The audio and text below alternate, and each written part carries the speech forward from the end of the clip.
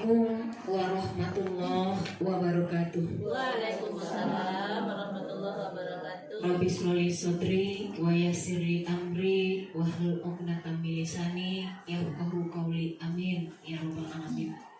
Yang kami hormati Ibu Pengurus MGMP Ekonomi Tanah Datar, dan yang kami muliakan Bapak dan Ibu teman sejawat di Guru Ekonomi Kabupaten Tanah Datar. Terima kasih kami ucapkan kepada moderator tadi yang telah memberikan waktu kepada kami untuk menyampaikan hasil diskusi kelompok kami tentang pembuatan modul ajar CP1. Baiklah Bapak dan Ibu, untuk mempersingkat waktu kita mulai. Untuk yang pertama, modul ajar ini memuat tentang informasi umum. Informasi umum ini terdiri dari ada identitas modul. Siapa yang menyusunnya nanti Bapak Ibu sesuaikan aja, nanti nama, mata pelajaran, jenjang sekolah kita itu udah. Tema atau topik kita tentu kebutuhan hubungannya dengan kelangkaan dan biaya peluang. Kode TP ini kita sesuaikan dengan yang ada di ATP kita. Alur tujuan pembelajaran kita. Kebetulan kita membuatnya mulai dari 10.1 sampai 10.3. Tahun pelajaran kita sesuaikan sekarang. Alokasi waktu sesuai dengan yang kita sepakati 12 jam pelajaran. Tapi kami di sini membagi 12 jam pelajaran itu menjadi 6 jam pelajaran untuk pemahaman konsep dan 6 jam pelajaran untuk proyek mata pelajaran. Kemudian instansi silakan diisi sekolah Bapak Ibu masing-masing. Itu tentang identitas modul. Kemudian informasi umum itu yang kedua berisikan tentang perumusan kompetensi awal. Di sini kami menyepakati untuk kompetensi awal kami menghendaki dan melakukan asesmen diagnostik untuk mengetahui bermacam-macam kemampuan peserta didik tentang pemahamannya tentang kebutuhan, perbedaan kebutuhan dengan keinginan, dan apa akibatnya jika kebutuhannya itu tidak dapat dipenuhi, serta juga menguji tentang alat pemuas kebutuhannya. Jadi di sini kami melakukan asesmen diagnostik terlebih dahulu. Bapak Ibu, selanjutnya P3 profil pelajar Pancasila yang akan kita capai di CP ini, yaitunya bertakwa kepada Tuhan Yang Maha Esa dan berakhlak mulia. Di sini kita akan membawa si peserta didik untuk mengenal dan mencintai Allah Subhanahu Wa Taala. Insya Allah siswa kita semua beragama Islam. Kemudian profil yang kedua bernalar kritis. Kita akan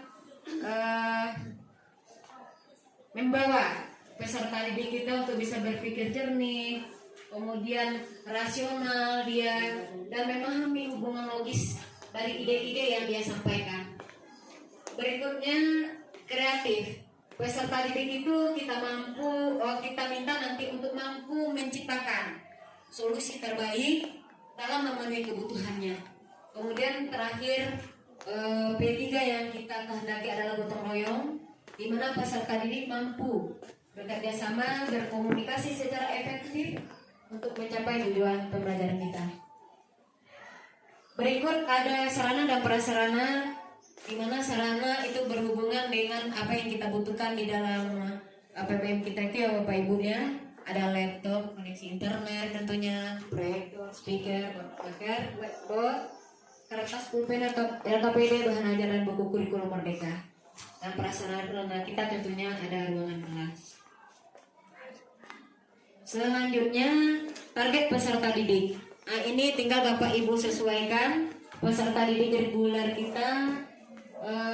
Mudah-mudahan tidak ada yang terlalu mencolok diferensiasinya sehingga kita bisa kategorikan peserta didik kita reguler semua.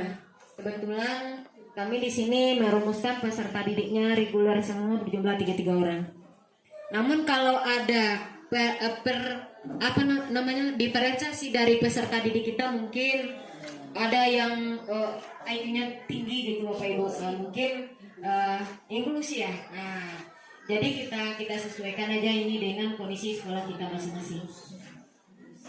Lalu model pembelajaran Bapak Ibu, di sini tentunya untuk tanah datar yakin kita semuanya sudah tatap muka. Namun kalaupun ada itu tentu Bapak Ibu sesuaikan aja. Mungkin ada yang masih daring atau malah blended, itu silahkan. Selesai Bapak Ibu, itu semuanya informasi umum. Baru informasi umum tentang modul yang kita buat. Masuk kita yang kedua, komponen inti. Komponen inti ini mencakup dari yang pertama kita cantumkan capaian pembelajaran kita. Nah, kami di sini kelompok 1 membuat capaian pembelajaran konsep untuk pemahaman konsep dan juga capaian untuk keterampilan proses. Ini berdasarkan kepada CP yang dikeluarkan oleh pemerintah peraturan pemerintah nomor 4 yang terakhir. Jadi capaian pemahaman konsep kita adalah peserta didik mampu untuk mendefinisikan, menafsirkan, dan merumuskan konsep atau teori tentang skala prioritas sebagai acuan dalam menentukan berbagai kebutuhan yang harus dipenuhi, pola hubungannya antara kelangkaan dengan biaya peluang. Ini tinggal kita mengambil aja Bapak Ibu comot dari peraturan pemerintah tadi.